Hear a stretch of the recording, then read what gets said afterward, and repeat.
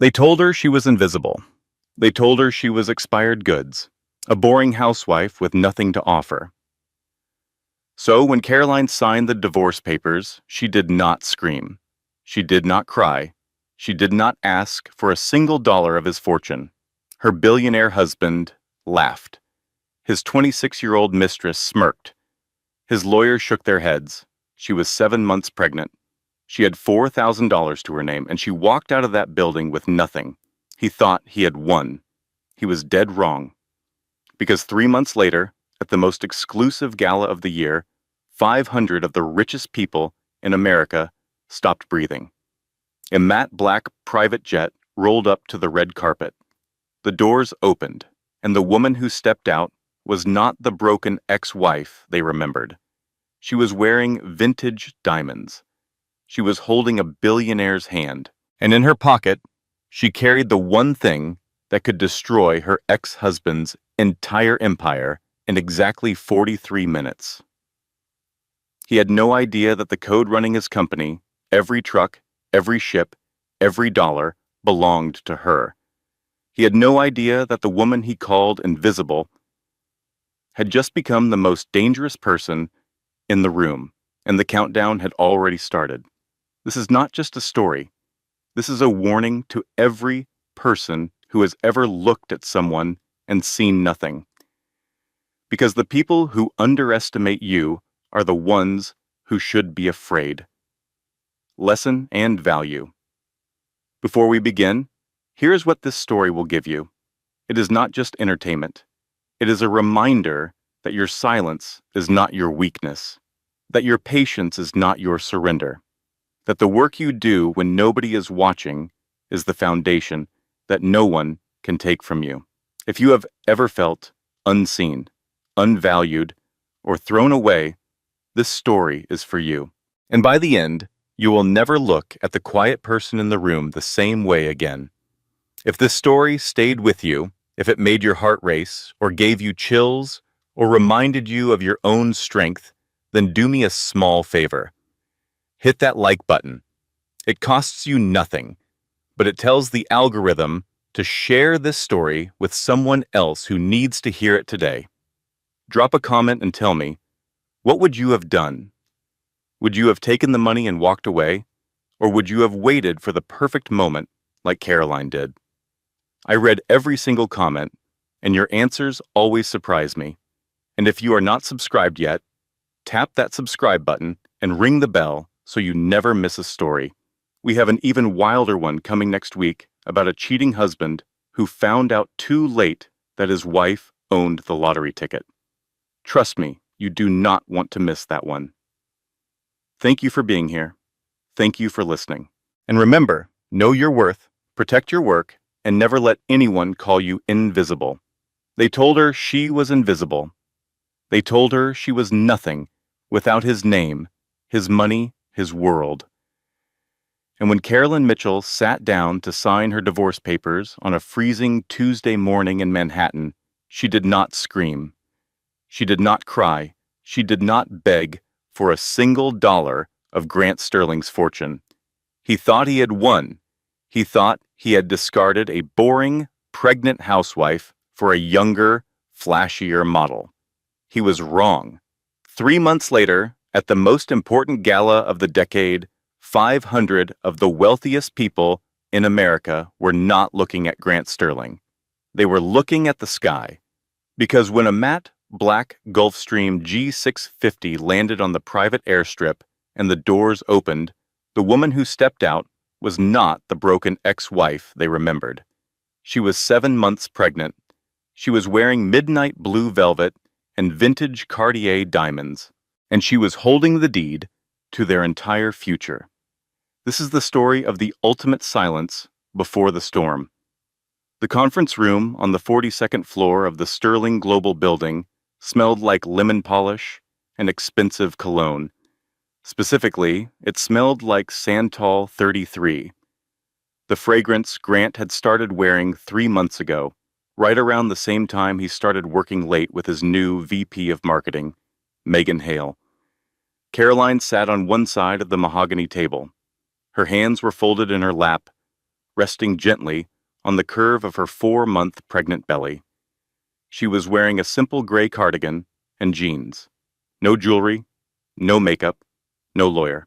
Across from her sat Grant Sterling, looking every inch the master of the universe, in a bespoke navy suit that cost more than most people's monthly rent. He was scrolling through emails on his phone, not even bothering to look at her. Beside him sat his attorney, Mr. Whitfield, a silver-haired man with the moral flexibility of a carnival contortionist. "The terms are standard, Caroline," Grant said, still not looking up from his phone.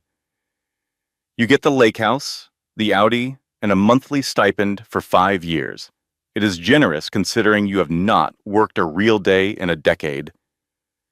Mr. Whitfield slid the stack of papers across the table with the practiced efficiency of a man who had ended hundreds of marriages before lunch. "Sign here, Mrs. Sterling, and here, and initial the bottom of page 4. Caroline did not reach for the pen immediately. She looked at Grant. She looked at the man she had supported for 12 years. She had edited his business proposals when he was a nobody working out of their basement apartment in Brooklyn. She had used her own inheritance, $47,000 from her grandmother, to seed his first startup when every bank in New York laughed him out of the room. She had hosted the dinners, charmed the investors, smoothed over his legendary temper tantrums, and written the proprietary logistics algorithm that now powered his entire empire. That last part was the one Grant always forgot to mention. "Where is Megan?" Caroline asked softly. Grant sighed, finally putting his phone down with the exaggerated patience of a man who believed he was being deeply reasonable. "Do not start, Caroline. Megan is in her office, working. Unlike some people, she has a company to help run. She is 26, Grant. She was an intern 6 months ago." "She understands the future," Grant snapped, his voice echoing off the glass walls. "Look, Caroline, we grew apart. It happens. You are simple. You like gardening and books and baking cookies. I am building an empire. I need a partner who looks the part, who fits the brand. You are just—" He waved his hand at her gray cardigan, vaguely. "You are invisible. Invisible." The word hung in the air, like smoke from a fire that had been burning for years. Carolyn picked up the pen. "I do not want the lake house," she said. Her voice was steady, quiet, but something in it made Mr. Whitfield look up from his papers. "Excuse me? I do not want the lake house. I do not want the Audi, and I certainly do not want your stipend, Grant." Grant let out a laugh that was more bark than amusement. "Okay. Playing the martyr. Fine. What do you want then? The penthouse? Stock options? You are not getting equity, Caroline. My lawyers made sure of that." "I want nothing," Caroline said. She flipped to the back page. "I want a clean break. No alimony, no assets, just my freedom. And I want to keep my maiden name, effective immediately." Grant looked at his lawyer, confused. "She can do that?" "If she waives all marital rights, certainly," Whitfield said, eyeing Caroline with the suspicion of a man who had never seen anyone leave money on the table voluntarily. "But Mrs. Sterling, you do realize this leaves you with virtually nothing. You have been out of the workforce for years. You are 4 months pregnant. How do you plan to support yourself?" "I will figure it out," Caroline said. What Grant did not know, what nobody in that room knew, was that Caroline had spent the last year quietly meeting with intellectual property attorneys. 5 years ago, she had legally separated her grandmother's trust from Grant's assets. And the algorithm she had written in 2014, the one that routed every shipment, optimized every supply chain, and powered the digital backbone of Sterling Global, had never been formally transferred to the company. It was a verbal agreement between spouses, nothing more. The IP waiver Grant was about to sign would release all claims to Mitchell Intellectual Property Holdings. He did not read it. He never read anything she gave him. Caroline pressed the pen to the paper and signed, Caroline Mitchell. The sound of the pen scratching against paper was the only noise in the room. She stood up, leaving her copy of the contract on the table. She did not need it. She had photographed every page 6 months ago. "You are making a mistake," Grant called out as she walked toward the glass doors. "You are going to come crawling back in a month when you realize the real world eats women like you alive." Carolyn paused at the door. She did not turn around.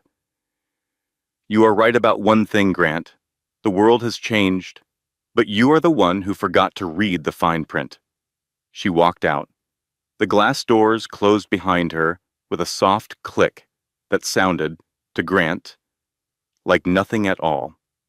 To Caroline, it sounded like the first note of a symphony she had been composing for a very long time. As she stepped into the elevator, she saw Megan Hale waiting in the lobby. Megan was wearing a bright red dress that was aggressively inappropriate for 9 in the morning, holding 2 coffees from the expensive place downstairs, performing the role of the new woman with the enthusiasm of an understudy who had finally gotten her big break. "Oh, Caroline," Megan chirped, her smile sharp enough to cut glass. "Leaving so soon? Grant and I were hoping you would be reasonable about the furniture. There are a few pieces in the penthouse that would really complete the living room redesign I have been planning." Caroline looked at the girl.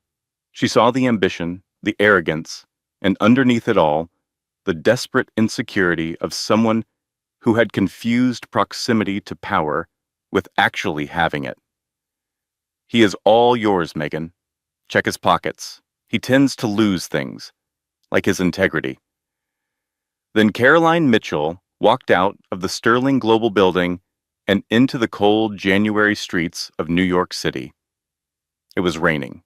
She pulled her coat tighter around her belly, walked 2 blocks to a bus stop, and waited. No black sedan, no private car, just a pregnant woman standing in the rain, holding a bag with everything she owned that mattered, which was not much at all. The bus came. She got on. She found a seat near the back, and as Manhattan's skyline disappeared behind her, through the rain-streaked window, Caroline Mitchell allowed herself exactly 30 seconds to feel the full weight of what she had just done. Then she pulled out her phone and opened a message she had drafted 3 days ago to a number she had not used in 15 years. "It is done," the message read. "He signed everything. He has no idea." She pressed send. Here is something every woman should know, and it is something they do not teach you in school, or whisper to you at your wedding, or print on the motivational posters in the break room at work. Before you sign anything in a divorce, make sure you understand what you own, not what he gave you, what was always yours: intellectual property, creative work, investments made before the marriage. A $200 consultation with an IP lawyer can be worth more than any alimony check you will ever receive. Caroline knew this. She had prepared for this. But knowing you are doing the right thing and actually living through the consequences of it are 2 very different experiences, and the 2 weeks following her divorce nearly destroyed her. The apartment in Queens was a 4th-floor walk-up with a radiator that clanked like a ghost with a grudge and a window that looked out onto a brick wall. Caroline stood in the middle of the empty living room surrounded by 6 boxes that contained everything she had taken from 12 years of marriage: clothes, a few books, her laptop, the external hard drive containing every line of code she had ever written. She had $4,200 in her checking account. Her grandmother's trust existed, but it was frozen in legal transition, and the lawyer said it could take 8 to 12 weeks to clear. Her health insurance had been on Grant's plan, and as of 10 that morning, she was no longer covered. She was 4 months pregnant. She did not have a job. She did not have a doctor. She did not have a plan for dinner. She sat down on the floor because there was no furniture, and she cried. She cried for 20 minutes straight, ugly sobs that echoed off the bare walls, and then she stopped. She wiped her face with the sleeve of her gray cardigan. She pulled out her laptop, and she started looking for freelance coding jobs. That was Monday. By Wednesday, Grant's public relations team had planted their first story. It appeared in 3 tabloids simultaneously, which meant it was coordinated, which meant Grant had paid for it. The headline read, "Sterling CEO's sad ex-wife spotted in Queens walk-up." The photos were grainy but recognizable. Caroline carrying grocery bags, looking exhausted. Caroline climbing the stairs to her building, one hand on her belly, the other gripping the railing. The angle was chosen to make her look as pathetic as possible. The comment section was exactly what you would expect from the internet at its cruelest. She gave up millions? She is insane. No wonder he left. She let herself go. Who leaves a billionaire voluntarily? She must be crazy. Pregnant and broke in Queens? That is what happens when you do not fight for what is yours. Caroline made the mistake of reading them. She read every single one, sitting on the floor of her empty apartment at 2 in the morning, her laptop balanced on a moving box, and each comment was a small, sharp knife. Her phone buzzed constantly that first week, but not with support. It buzzed with silence. The friends she and Grant had shared, the wives of his business partners, the women she had hosted dinners for and bought birthday gifts for and listened to cry about their own marriages, they disappeared one by one. The dinner invitations stopped. The group texts went quiet. One woman, Barbara, the wife of Grant's COO, actually texted Caroline to say she was sorry, but she could not be seen associating with her right now because it might affect her husband's position. Caroline deleted the text. Then she deleted Barbara's number. Then she sat in the dark and wondered if she had made a terrible mistake. On Friday, she went to her OBGYN appointment. She had found a community clinic that accepted patients without insurance, and the waiting room was crowded and loud and smelled like hand sanitizer. The doctor was kind but busy. She took Caroline's blood pressure and frowned. "This is high," the doctor said. "Stress-related, I would guess." "You need to take care of yourself, Mrs. Sterling. Your baby needs you calm." "It is Mitchell," Caroline said quietly, "and I am trying." She walked home from the clinic because she could not afford the bus and the groceries she needed. It was January in New York, and the wind cut through her coat like it had a personal vendetta. She climbed the 4 flights of stairs slowly, one hand on the railing, the other on her belly, feeling the baby kick with each step. And she thought about Grant in his heated penthouse, with his 26-year-old girlfriend and his $60 million company, and she felt something she had not allowed herself to feel in 12 years. Rage. Not the hot, explosive kind, the cold kind. The kind that sits in your chest like a block of ice and does not melt. The kind that makes you sharper instead of weaker. The kind that whispers, "Remember this feeling, because you are going to need it." She reached her apartment door, fumbled with the keys, and pushed it open. The apartment was dark, but it was not empty. There was a suitcase in the hallway. 2 suitcases, actually, and the smell of something warm and savory was coming from the kitchen.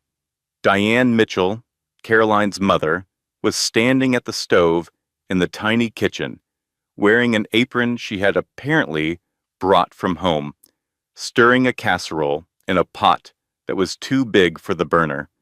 Diane was 62 years old, a retired schoolteacher from Richmond, Virginia, with silver-streaked hair and the kind of no-nonsense Southern demeanor that could make a grown man apologize for things he had not even done yet. "Baby girl," Diane said, without turning around, "are you standing in the doorway with your mouth open, or are you going to come eat?" "Mama, what are you doing here? What does it look like?" I am making dinner, and I am moving in. Temporarily, she added, pointing the wooden spoon at Caroline for emphasis. Do not get any ideas about this being permanent. I have a book club in Richmond, and they cannot function without me. You drove 6 hours. 7, actually. There was construction on 95. Now sit down. You look like you have not eaten a real meal in a week. Caroline sat. She did not have the energy to argue. Diane set a bowl in front of her and sat down across the small folding table that served as the kitchen's only surface. Now, Diane said, folding her hands, tell me everything, and I mean everything, Caroline. Not the cleaned-up version you would tell a stranger, the real one. So Caroline told her. About the divorce, about the money, about the tabloids, about Barbara's text, about the clinic, about the blood pressure, about the $4,200 and the frozen trust and the freelance jobs that paid $40 for 8 hours of work. Diane listened to all of it without interrupting. When Caroline was finished, Diane was quiet for a long moment. Then she said, Are you done feeling sorry for yourself? Caroline blinked. What? I asked if you were done. Because you have tonight, baby girl. You have tonight to sit in this tiny apartment and cry and eat this casserole and feel the full weight of everything that man did to you. But tomorrow morning, we fight. Do you hear me? Tomorrow, we figure out the insurance. We figure out the trust. We figure out the plan. Because you are Caroline Mitchell, and you wrote the code that runs that man's entire company, and if he is too stupid to realize that, then the trash took itself out. Our job is to make sure it stays at the curb. Caroline stared at her mother. Then, for the first time in 2 weeks, she laughed. It was a small, broken laugh, but it was real. Mama, this neighborhood is not great. Diane waved her hand dismissively. This neighborhood has character, and by character, I mean that man on the corner offered to sell me a genuine Rolex for $40. I told him I would take 2 if he threw in a handbag. He respected my negotiating skills. Caroline laughed again, harder this time. Now eat, Diane commanded. My grandbaby needs nutrition even if you have decided to survive on sadness and tap water. Caroline ate. The casserole was perfect. And for the first time since she had walked out of the Sterling Global building, she felt something other than fear. She felt the ice in her chest shift, not melt, sharpen. 2 weeks after Diane moved in, Caroline's life began to find a rhythm. It was not a comfortable rhythm. It was the rhythm of survival, the kind that is exhausting and repetitive and occasionally humiliating. But it was forward motion, and forward motion was enough. Diane handled the apartment with the organizational ferocity of a retired school teacher who had once managed 30 second graders and a science fair simultaneously. She found a free clinic 2 neighborhoods over that had a prenatal program. She negotiated with the landlord to fix the radiator, a conversation that apparently involved implied threats about building code violations and explicit threats about calling the landlord's mother, whom Diane had somehow identified and befriended at the grocery store within 3 days of moving in. Caroline coded. She sat at the folding table in the kitchen from 6 in the morning until midnight, her laptop humming, her belly growing, taking every freelance job she could find. Data cleaning for a startup in Austin, algorithm optimization for a logistics company in Singapore, a debugging project for a university research team in Chicago. The pay was terrible, $40 here, $60 there.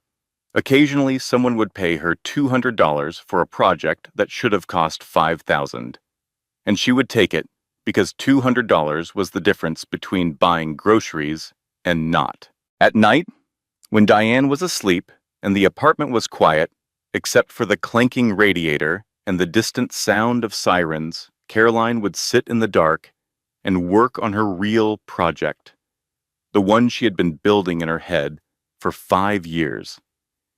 It was 2:17 in the morning, on a Tuesday, when her phone buzzed with a LinkedIn notification. Caroline almost ignored it. LinkedIn notifications at 2 in the morning were usually spam or recruiters looking for someone with her skills who would work for a fraction of what they were worth, which was the same thing. But this one was different. The message was from Nate Cordero. Caroline stared at the name for a long time. Nate Cordero. She had not heard that name in 15 years, but she recognized it immediately, the way you recognize the melody of a song you loved in college, even when you have not heard it in decades. They had met at a coding boot camp in San Francisco in 2009. Caroline was 20 and Nate was 29, and they were the two people in the program who actually understood recursive algorithms and could explain them to each other without condescension. They had spent 3 months building projects together, drinking terrible coffee, arguing about encryption protocols with the kind of passionate intensity that other people reserved for politics or sports. Then the boot camp ended. Caroline moved to New York. She met Grant at a networking event. Grant was handsome and charming and talked about building an empire, and Caroline, who had grown up in a modest house in Richmond with a schoolteacher mother and a father who had left when she was 7, was dazzled by the ambition, the confidence, the sheer gravitational pull of a man who believed the world owed him something and intended to collect. She married Grant. She disappeared into his world, and she lost touch with Nate Cordero. Now, 15 years later, his message glowed on her phone screen in the dark apartment. I saw the article. It read, "I know it is not the full story. It never is with those tabloid pieces. If you ever want to talk about code, not drama, I am around. No pressure. Just one old boot camp friend to another." Caroline read the message 3 times. She almost did not respond. The last thing she needed was another complication, another person in her life who might disappoint her or use her or see her as a project to fix. But the message did not say any of those things. It said code, not drama. It said no pressure. It said, friend. She typed a response. Thank you, Nate. It has been a long time. I could use a conversation about something other than my own disaster. She pressed send. Then she went back to coding. The baby kicked. They started talking. Not every day, not intensely, but regularly, and always about work. Nate, it turned out, had done well for himself. Extremely well. He had built a venture capital firm that specialized in infrastructure technology, and he had a particular interest in autonomous logistics. He had made his first billion by the time he was 38, and he had done it quietly, without the magazine covers or the galas or the desperate need for public adoration that characterized men like Grant. What struck Caroline most was not his wealth. It was the way he talked to her. He asked questions about her code and then listened to the answers. He disagreed with her about encryption protocols and said, "Here is why I think you are wrong," instead of "do not worry about it," or "that is too technical for this conversation." He treated her like an equal, not because he was performing equality, but because he genuinely believed she was his intellectual peer. For the first time in 12 years, Caroline felt like someone saw her brain, not her role. 3 weeks into their conversations, Nate mentioned something casually that changed everything. "I have been quietly acquiring shipping lane contracts in the Pacific through a holding company," he said. "We have the infrastructure, but we need a logistics algorithm that can optimize autonomous routing in real time. Every system we have tested crashes when you scale past 10,000 concurrent shipments." Caroline was quiet for a long moment. "Nate," she said, I wrote an algorithm that can handle 200,000 concurrent shipments. He paused. You what? In 2014? In my basement in Brooklyn. It was supposed to be the backbone of Grant's first startup. I wrote every line of code myself. Grant took credit for it, and I let him because I loved him and because I thought that was what good wives did. Another pause. Does he own the IP? No. Caroline smiled in the dark apartment, and it was not a sad smile.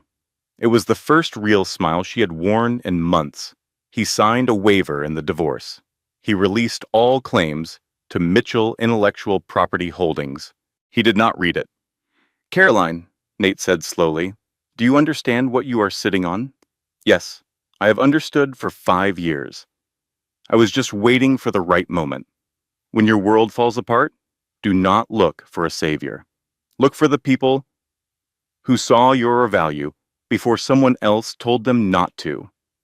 Your old network, the colleagues and classmates and mentors from before, they remember who you actually are, not the role someone else assigned you, not the identity you wore like a costume for someone else's benefit. They remember the person underneath. And sometimes, at 2 in the morning, in a dark apartment in Queens, that is exactly the lifeline you need.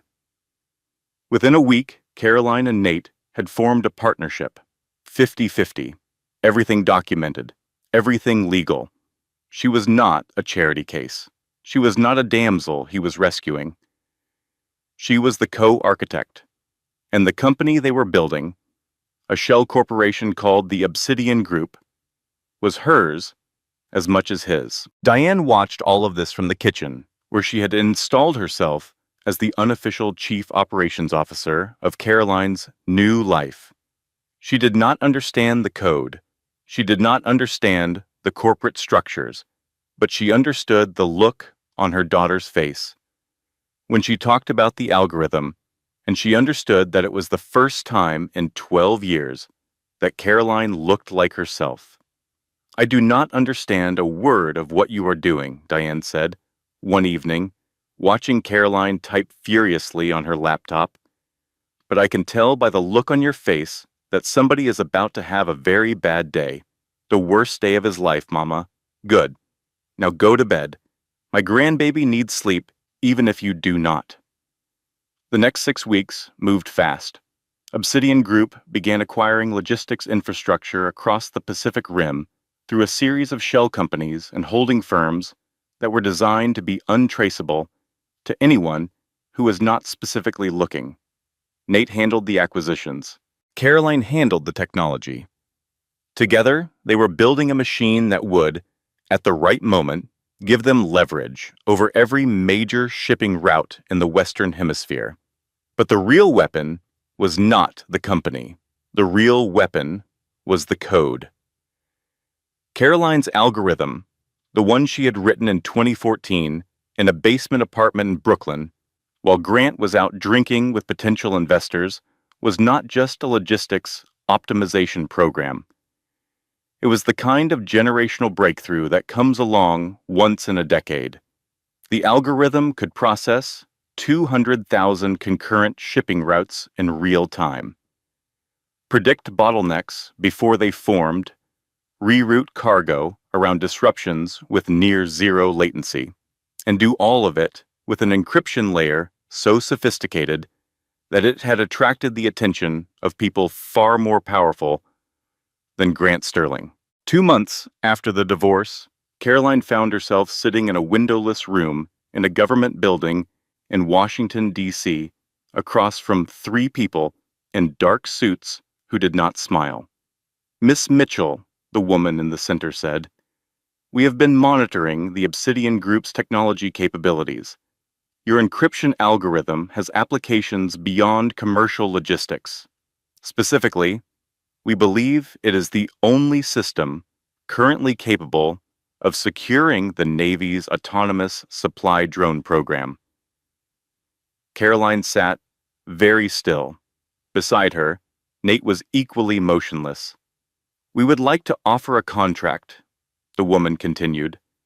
$400 million for exclusive government licensing rights.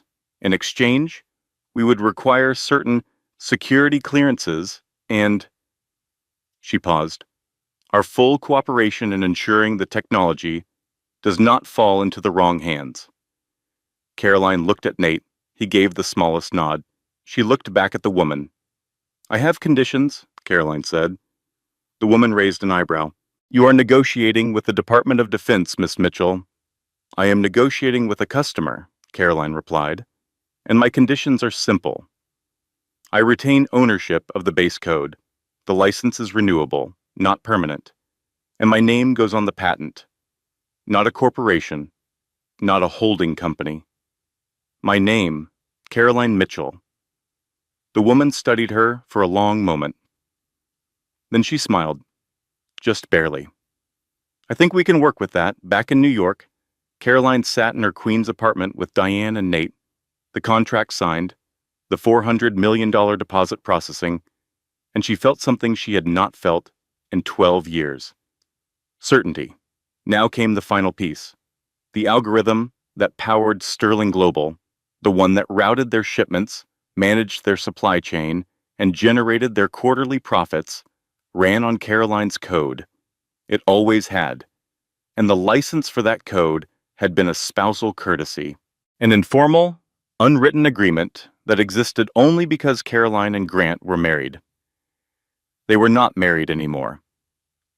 And the IP waiver Grant had signed, the one he had not read because he was too busy texting Megan under the table, explicitly released all claims to Mitchell Intellectual Property Holdings, which meant the license could expire, and Caroline could set the date. She set it for midnight on the night of the Sterling Gala, the biggest event of Grant's year, the night he would parade his success in front of 500 of the wealthiest and most powerful people in America. But she did not just set a kill switch. She built a coffin, hidden inside the routine software update that Grant's IT team had authorized without reading, because nobody at Sterling Global ever read anything. Caroline embedded an automatic audit protocol. When the system rebooted, it would not just shut down the servers. It would scan every transaction from the last 3 months and display the results on whatever screen was connected to the main network. Every transaction, every rerouted shipment, every compliance violation, every dirty shortcut Grant and Megan had taken when they fired the oversight team to save money for their party. You are building a bomb, Nate said quietly, watching her code. No, Caroline said. I am building a mirror. I am going to show him exactly what he built when nobody was watching. And the password? Nate asked. Caroline typed a single word on the screen and smiled. The word was invisible.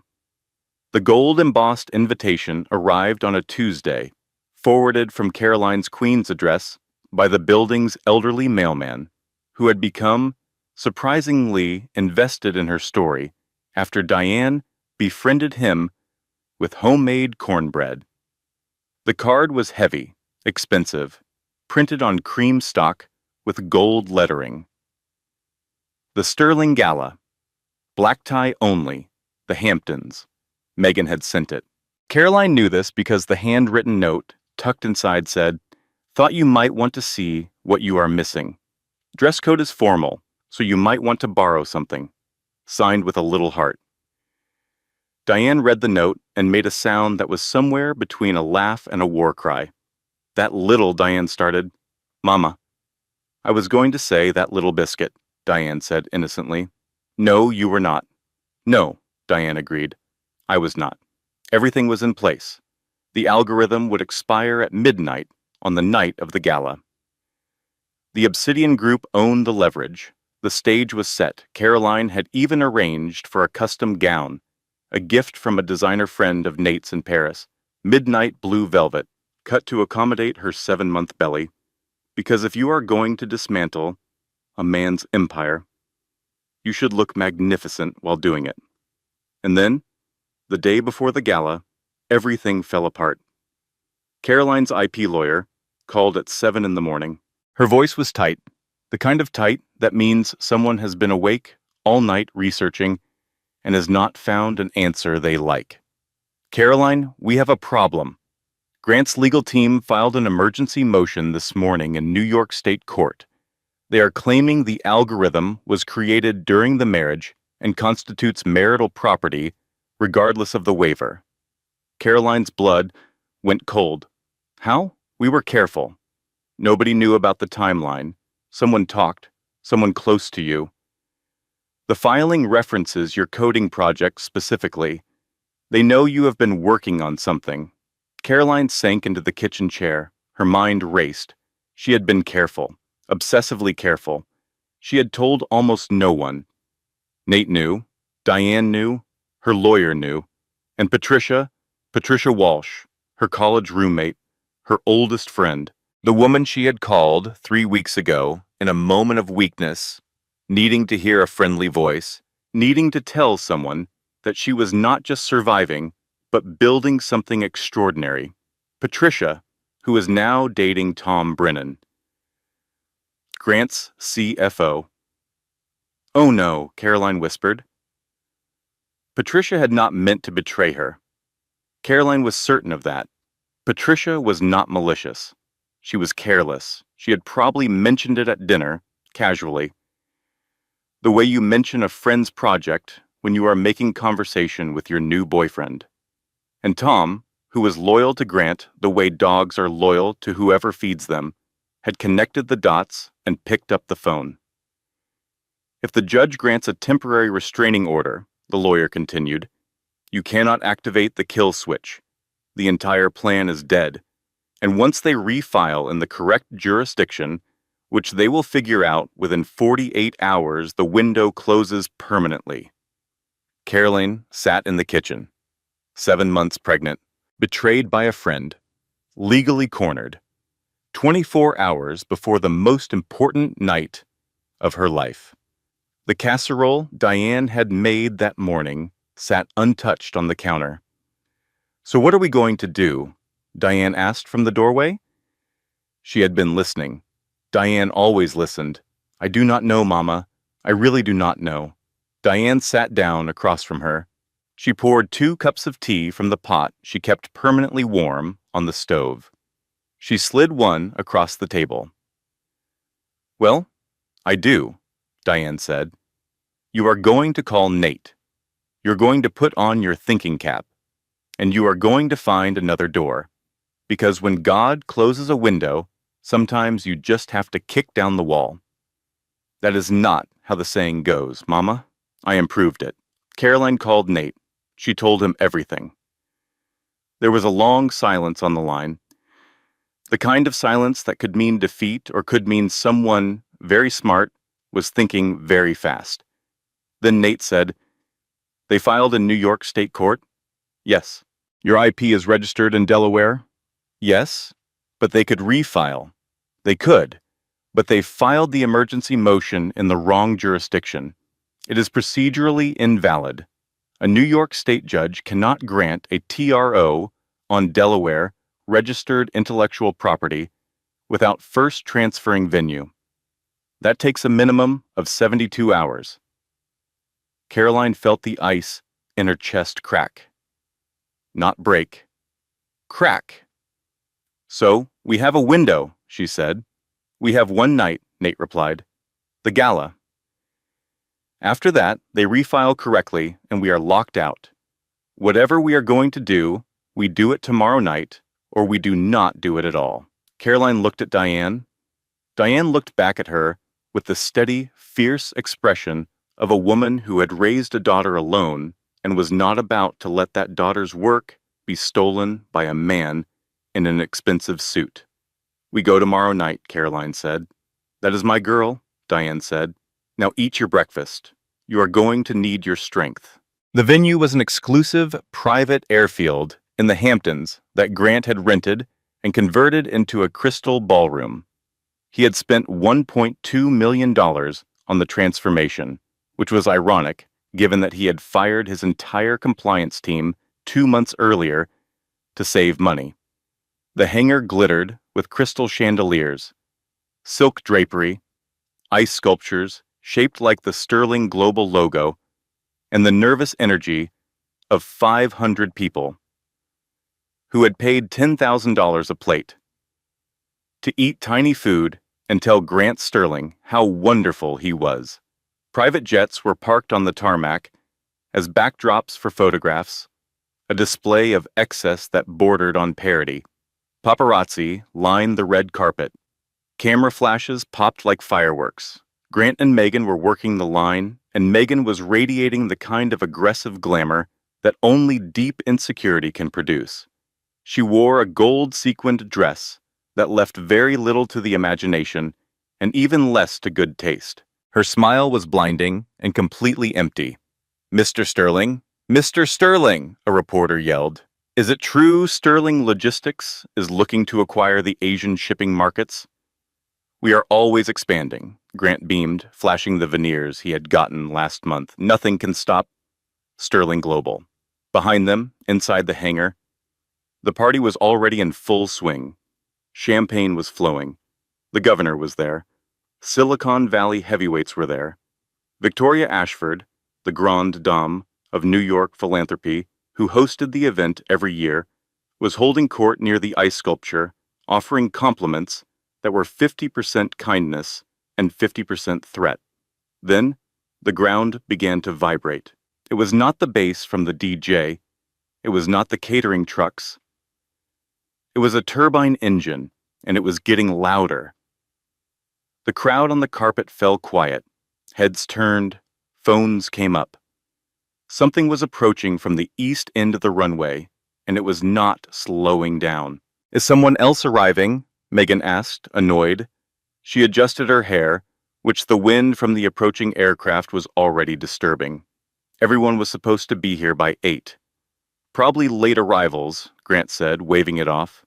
"Maybe some tech guy trying to make an entrance." But it was not a normal landing. A sleek matte black Gulfstream G650, one of the most expensive private jets in the world, taxied slowly and deliberately toward the red carpet.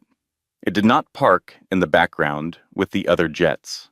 It rolled right up to the velvet ropes, the engines whining to a halt, the thrust blowing Megan's carefully sprayed hair into a spectacular mess.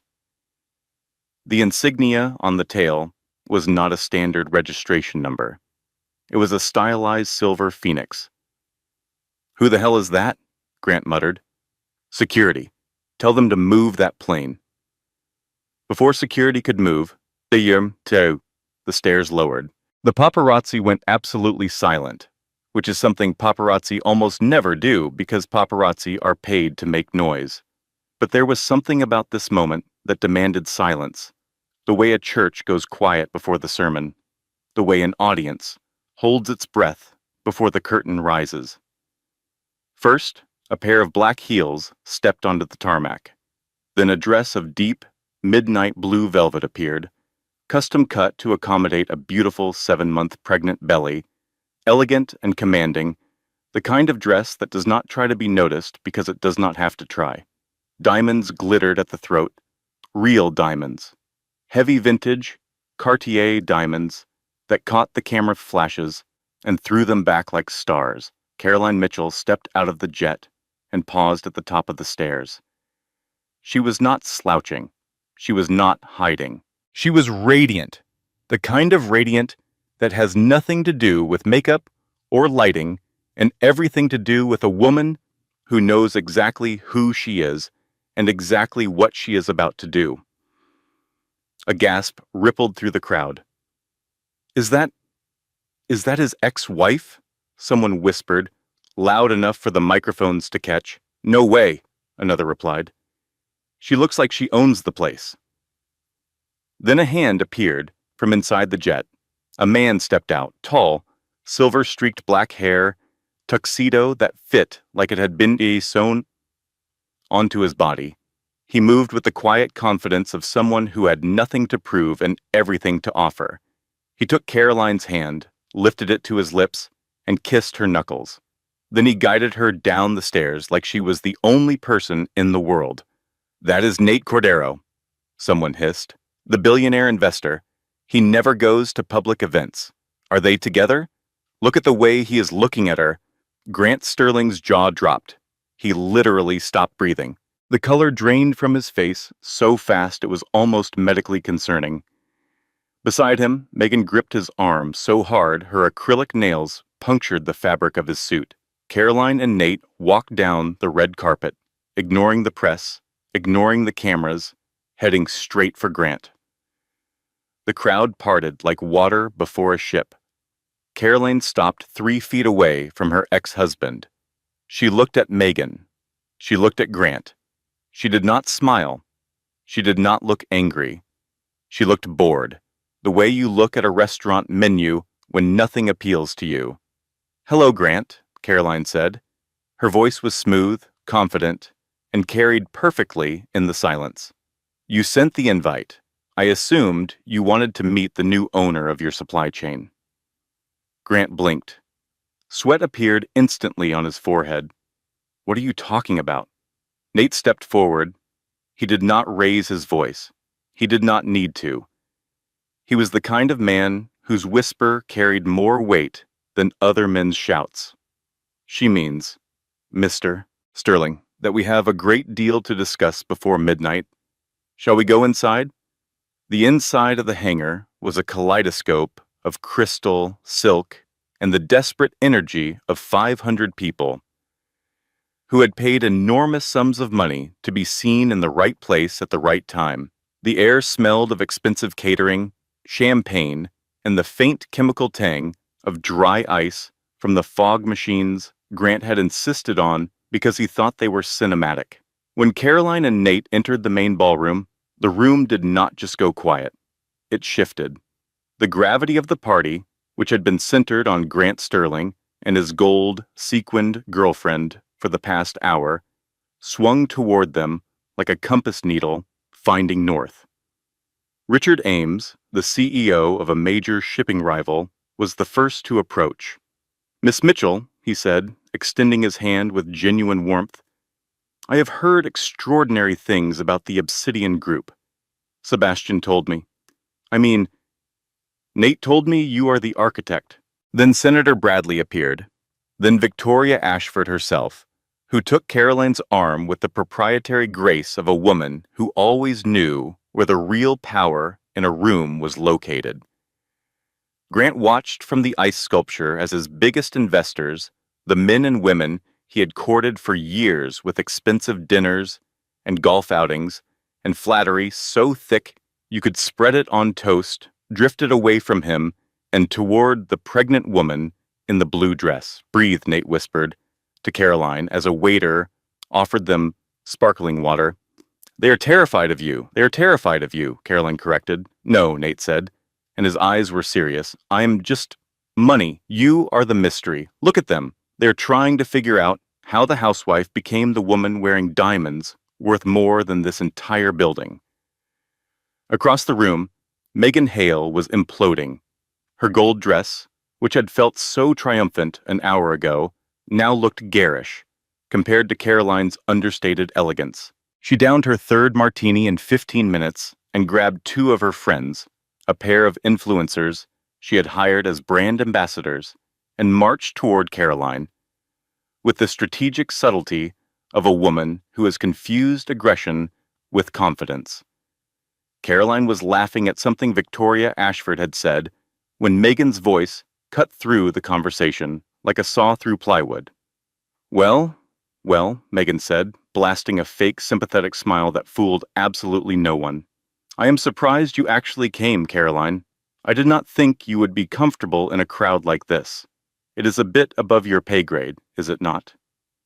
The circle of CEOs and philanthropists went silent. It was a direct, classless, shockingly public attack on a pregnant woman, and even in a room full of people who had built their careers on ruthlessness, it was a line too far. Caroline turned slowly. She looked at Megan the way a scientist looks at a specimen under glass, with clinical detachment and mild professional interest. "Hello, Megan," Caroline said calmly. "The party is lovely, although the lighting is a bit harsh for that fabric. Polyester reflects so poorly under fluorescent. Several people in the circle turned away to hide their smiles. Victoria Ashford did not bother hiding hers. "It is custom silk," Megan snapped, her cheeks reddening. "But I would not expect you to know fashion. Tell me, did you blow your entire alimony check on that rental dress? Or did Mr. Cordero pay for it? It is sad, really, trading one man for another just to stay relevant." The room gasped. Attacking a pregnant woman's dignity and accusing her of being a kept woman in front of 500 witnesses was the social equivalent of pulling the pin on a grenade and then holding it. Nate took a step forward, his eyes darkening, but Caroline placed a hand on his chest. She did not need him to fight this battle. She stepped closer to Megan. Her voice was low, but in the perfect silence of the room, it carried to every corner. "Let me clarify a few things," Caroline said. "First, I did not get alimony. I declined it. Every cent. Second, this dress is not a rental. It was made for me by a designer who happens to be a friend. And third, I did not trade one rich man for another. I upgraded my entire life." She paused. The silence was absolute. "You think you won, Megan? You think you stole Grant from me?" Caroline let out a soft laugh, and it was the coldest sound in the room. "I left the door unlocked, Megan. I left the leash on the table. You did not catch a prize. You caught a problem. And judging by the way Grant is sweating over there by the buffet, checking his phone every 30 seconds, I would say the problem is about to become unmanageable." At that exact moment, across the room, Diane Mitchell was holding court at the shrimp table with the senator's wife, loudly narrating the evening. "My daughter? Oh, she is the one in the blue. She is about to do something that is going to make the evening news. But do not worry. She is also due in 2 months, so it will not be too dramatic. Would you pass the cocktail sauce? 10:45 at night." Behind black curtains, in a makeshift office at the back of the hangar, the mood was funeral. Grant's chief technology officer, a brilliant but currently terrified young man named Dave, was typing furiously on a laptop while sweat dripped down his temples.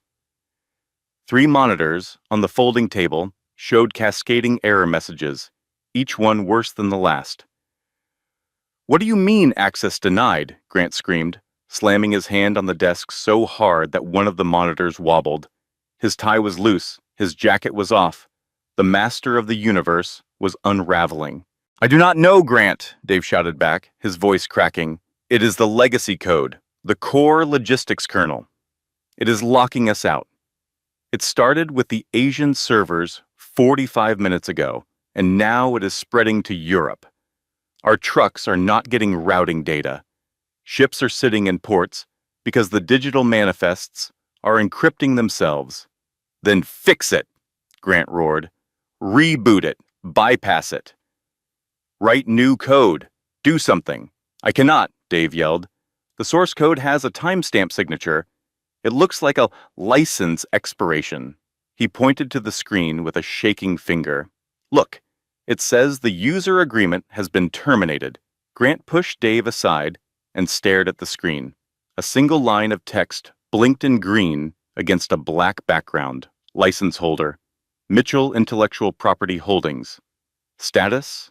Expired." Grant stared at the name. Mitchell. His blood ran cold. Not Sterling, Mitchell. He remembered the conference room 3 months ago. The gray cardigan. The quiet voice. "I want to keep my maiden name immediately. I want a clean break." The asset waiver he had signed without reading, because he wanted to get to lunch with Megan, and because he had never, not once in 12 years, bothered to understand what his wife actually did on that laptop in the basement. "No," Grant whispered. "That is impossible. She is a housewife. She does not know how to code like this." Dave's voice was trembling now. "Grant, whoever wrote this base code 10 years ago, they put a dead man's switch in it. It was dormant the entire time. It was designed to activate only if the license expired, and it just woke up. If we do not get an unlock key by midnight, the database wipes itself. Customer data, shipping routes, financial records. Sterling Global will effectively cease to exist. Grant looked at his watch. 11:02, 58 minutes. He stormed out of the makeshift office, Basimpa, shoving past waiters and guests, who tried to congratulate him on the party. The music was still playing. People were still laughing. They had no idea that the company whose stock they owned, whose quarterly profits they depended on, was 58 minutes from total annihilation. He saw her across the ballroom. She was sitting at a VIP table near the stage, talking with Nate and Senator Bradley. She was sipping sparkling water. She looked calm. She looked untouchable. She looked like a woman who had set a fire and was enjoying the warmth. Grant did not care about the scene anymore. He marched across the ballroom, cutting through conversations, knocking against a waiter carrying a tray of champagne flutes that shattered on the floor. Every head in the room turned. "Caroline," he said, arriving at her table, breathing hard. "We need to talk, now. It is about the company. The servers are crashing. It says your name on the code." Caroline looked up at him. She set her water down with deliberate care. She did not stand. She did not rush. She let the silence build until every person within earshot was leaning in. "Oh, that," Caroline said, her voice as calm as if he had asked about the weather. "Yes, I imagine the license would expire eventually. You really should have treated the developer better. What did you do?" "I did not do anything, Grant. I simply took back what was mine. When we were married, I allowed the company to use my intellectual property, the code I wrote in 2014, as a courtesy, a favor to my husband. But since I am no longer your wife, and since you signed a document explicitly releasing all claims to Mitchell IP, the license has expired." Grant felt the floor tilt beneath him.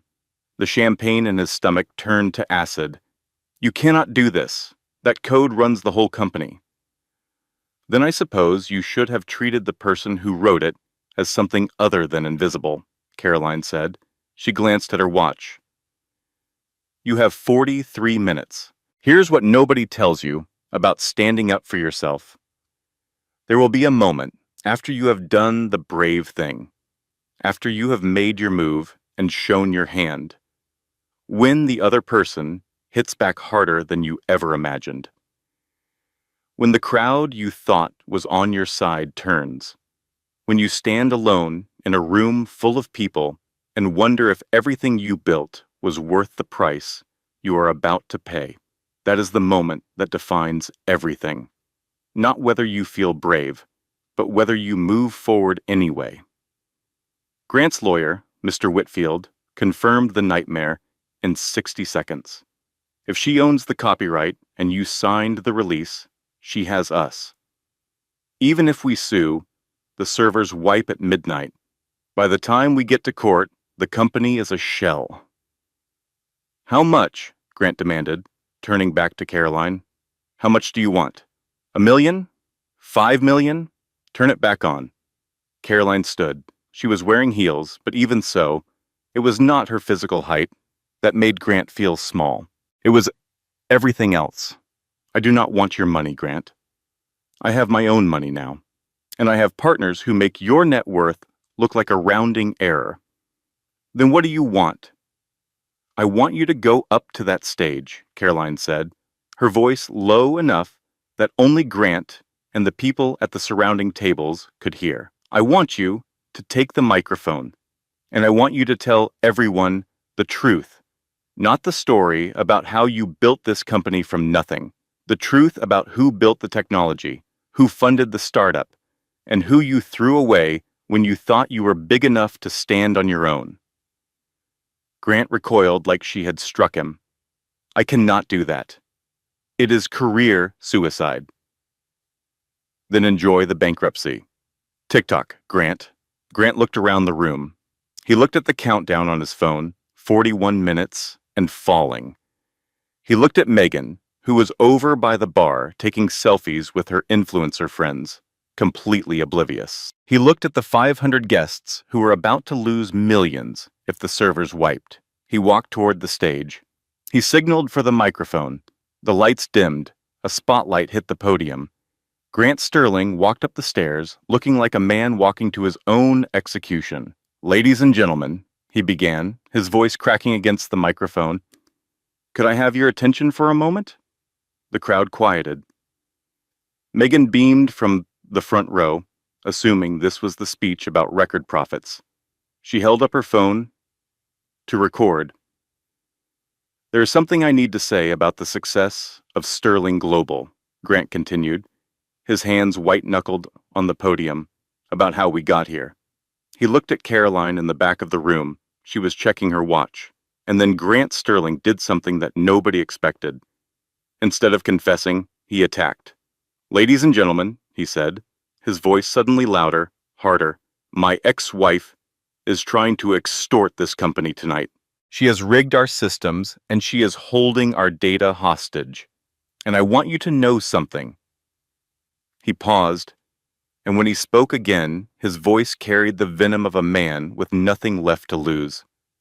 "That baby she is carrying, I have serious doubts about the paternity. She was spending nights with Nate Cordero before our divorce was even final." The crowd erupted in murmurs. 500 phones came out.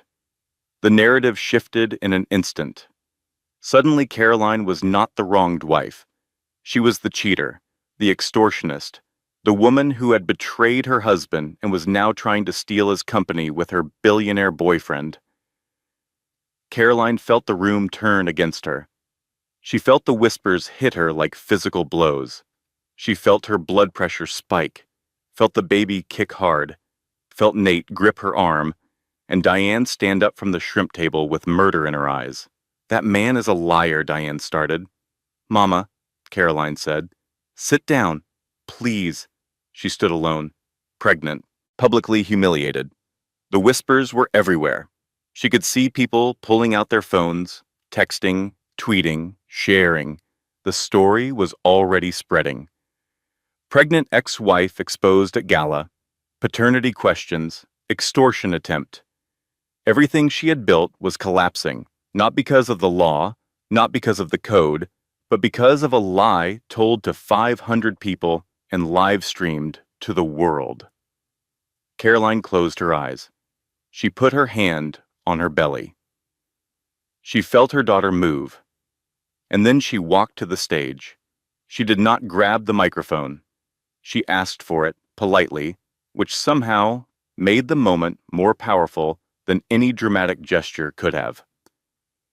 "Grant just questioned the paternity of our child," Caroline said into the microphone. Her voice was steady, barely. "So let me show you who this man really is." She signaled the tech booth. The massive screen behind the stage lit up, and one by one, the evidence appeared. First, time-stamped code commits from 2014.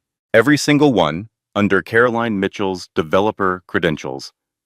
The original algorithm, written years before Sterling Global even existed, with version history and digital signatures that could not be faked. Second, bank records showing Caroline's grandmother's inheritance, $180,000, funding Grant's first startup. Money he never repaid. Money he never even acknowledged. Third, text messages between Grant and Megan, dated 3 months before the divorce was filed. The room went silent as the words appeared on the 60-foot screen. "Do not worry about Caroline. She is clueless. She thinks I still love her." And finally, a paternity test, taken voluntarily 1 month ago. Results certified by an independent laboratory. The baby is Grant's. 99.98% match. "I took the test because I knew you would try this, Grant," Caroline said, looking directly at him. "I know you better than you know yourself. That was always the problem." The room erupted, not in murmurs this time, in outrage. 500 people who had been ready to believe the worst about a pregnant woman 30 seconds ago now turned on Grant Sterling with the fury of people who realized they had been manipulated. The countdown on the screen behind them hit 3 minutes. Caroline addressed the board of directors, who were huddled near the front table, looking like men who had just watched their retirement accounts catch fire. "You have a choice," Caroline said. "Sign the transfer of 51% voting shares to the Obsidian Group. My code stays active. Your investments are safe. The company survives under new management. Or let the clock run out and explain to your shareholders tomorrow morning why they are bankrupt, because your CEO could not keep his hands off the intern." Grant signed the document with 45 seconds to spare. His hand shook so badly that the signature was barely legible, but it was witnessed by 500 people and live-streamed to the world. Megan screamed at him. "You gave away the company. You are a loser, Grant." She turned and stormed off the stage, moving so fast in her heels that she lost her balance near the dessert table and fell directly into the chocolate fountain. The image, gold sequined dress covered in Belgian chocolate, hair destroyed, mascara running, was photographed by approximately 300 phones simultaneously and became the most shared meme on the internet within 40 minutes. From the shrimp table, Diane's voice cut through the chaos with perfect clarity. "Well, that dress finally found a color that suits it." Caroline walked to the laptop connected to the main projector. The room held its breath. 500 people, a dozen cameras, and one countdown clock with 15 seconds remaining. She typed a single word. The word Grant had used to describe her in the divorce lawyer's office. The word he had thrown at her like it was nothing. The word that had burned in her chest for 3 months, like a coal she could not put out. She typed invisible. She hit enter. The red screen flashed green. System restored. License renewed. Owner. Obsidian Group. The countdown stopped at 05 seconds. The room exhaled as one, and then they began to applaud. Not for Grant Sterling, who stood at the podium looking like a man whose soul had been surgically removed.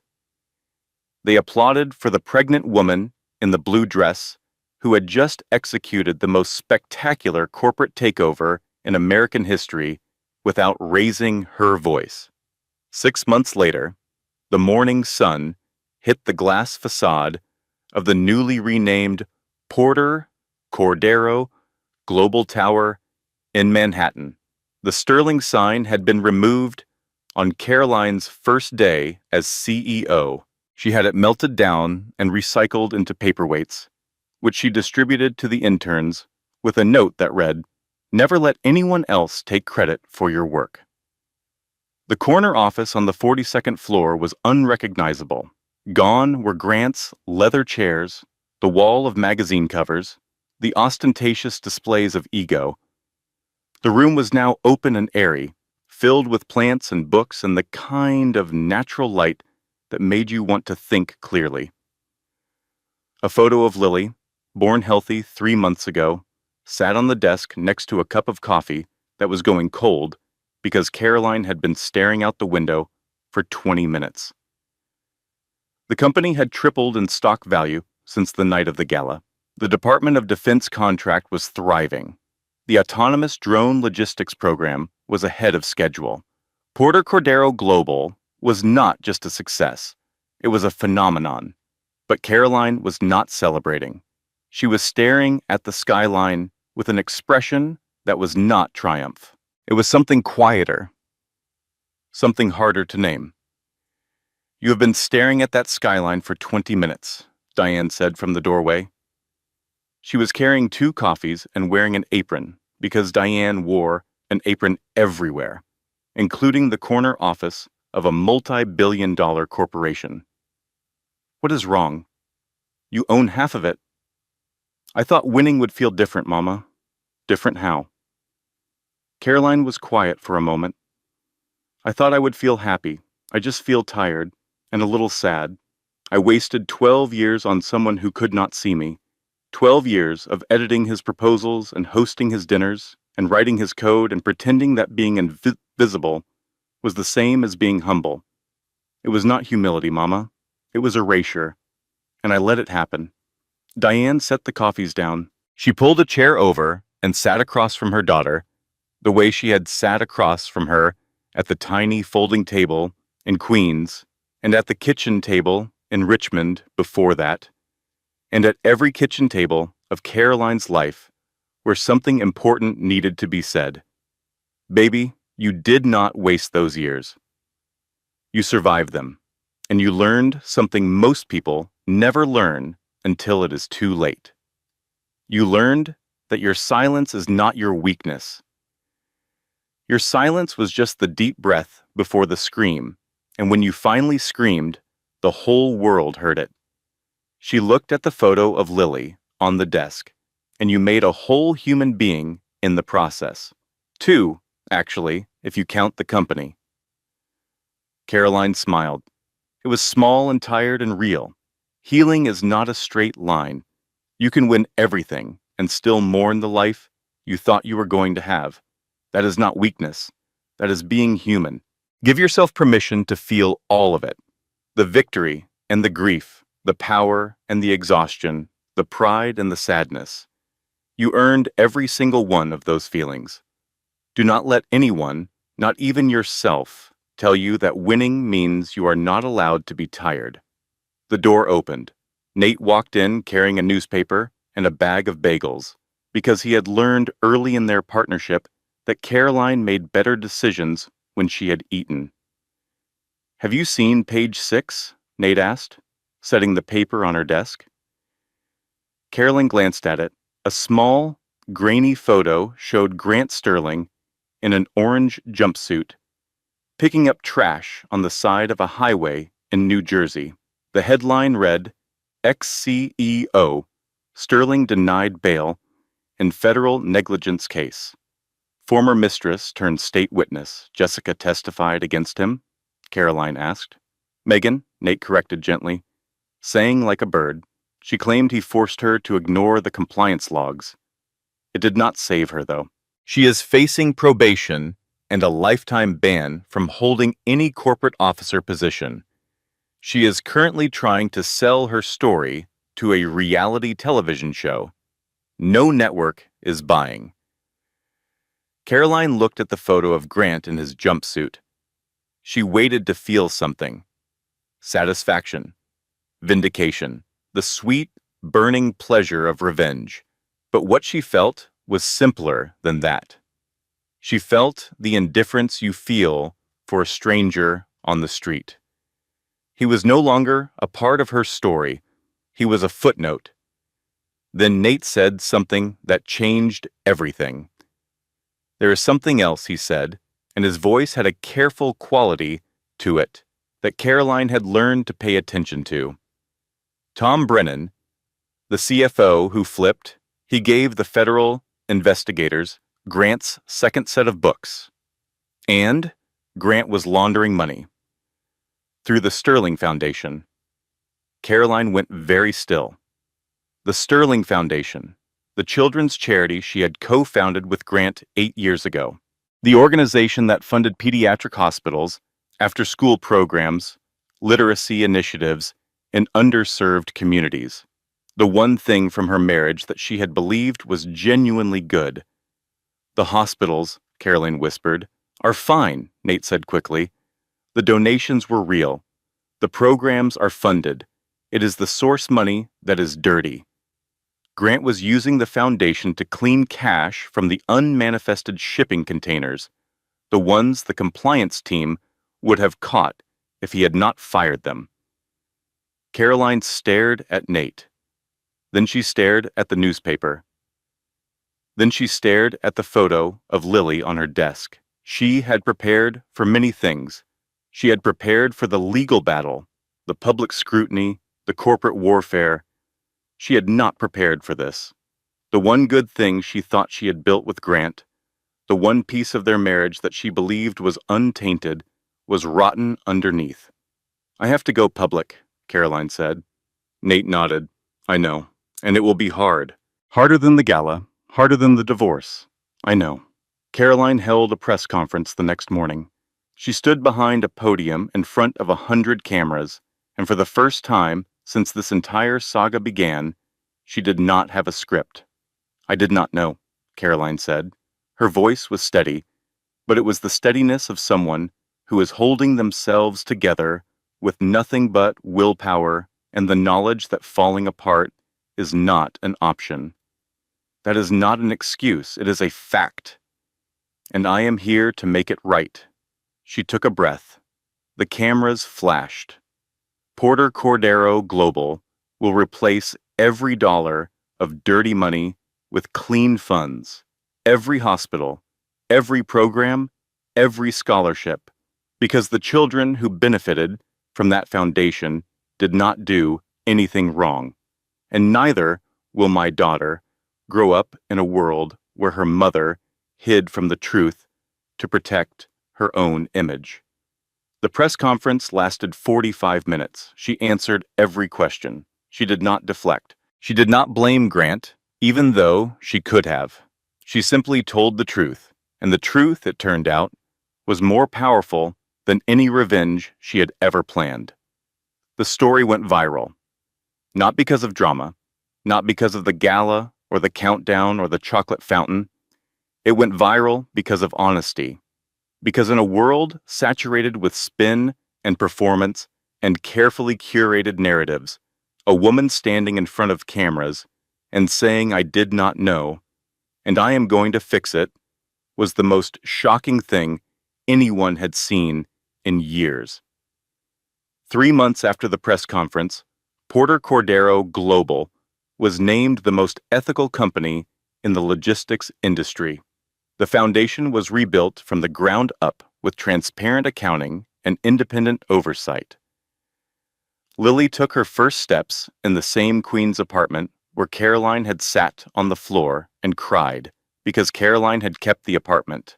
She owned the building now, but she lived in the same unit because it reminded her of who she was when she had nothing, and she never wanted to forget that person again. On a Sunday morning in October, the apartment smelled like pancakes. Diane was at the stove, wearing her apron, humming a hymn from Pastor Ray's church. Lily was in her high chair, systematically destroying a banana with the focus and determination of a future CEO. Nate walked in through the front door carrying coffee and the Sunday paper. He had a key now. He had earned it slowly, over months of partnership and late-night conversations about code and life and the strange, beautiful difficulty of building something real with another person. He set the paper on the table. The front page headline read, Porter Cordero Global named Most Ethical Company in Logistics. You are not going to frame that one? Nate asked. Caroline picked up Lily, who immediately grabbed her nose. She looked at the paper. She looked at Nate. She looked at her mother, who was plating pancakes with the efficiency of a woman who had been making breakfast for ungrateful people for 40 years and had never once stopped. No, Caroline said. I am going to eat pancakes with my family. Smart girl, Diane said, setting a plate in front of her. Pancakes before press clippings. That is how I raised you. They ate breakfast together. The sun came through the kitchen window and made patterns on the table. Lily laughed at nothing, the way babies do, and the sound filled the small apartment like music. Caroline Mitchell did not get revenge. She got something better. She got her name back. She got her work back. She got a life she built on her own terms with her own hands, on a foundation of truth instead of someone else's lies. She proved that the most dangerous person in any room is not the one shouting the loudest. It is the one sitting quietly in the corner, holding all the keys. And if this story taught you anything, remember this. Know your worth. Protect your work. And never, ever let anyone tell you that you are invisible. Because the people who underestimate you, they are the ones who who should be afraid. What would you have done differently? Would you have taken the alimony or walked away clean like Caroline? Tell me in the comments. I read every single one. And if this story gave you chills, hit that subscribe button and ring the bell. Next week, we have an even crazier story about a cheating husband who found out too late who actually owned the lottery ticket. You will not want to miss it. Thanks for watching. This content was carefully researched, developed, and manually edited by our team to deliver meaningful storytelling with real-life lessons. Every character, every twist, and every word was crafted with one purpose: to entertain you while leaving you with something worth remembering. Thank you for supporting original content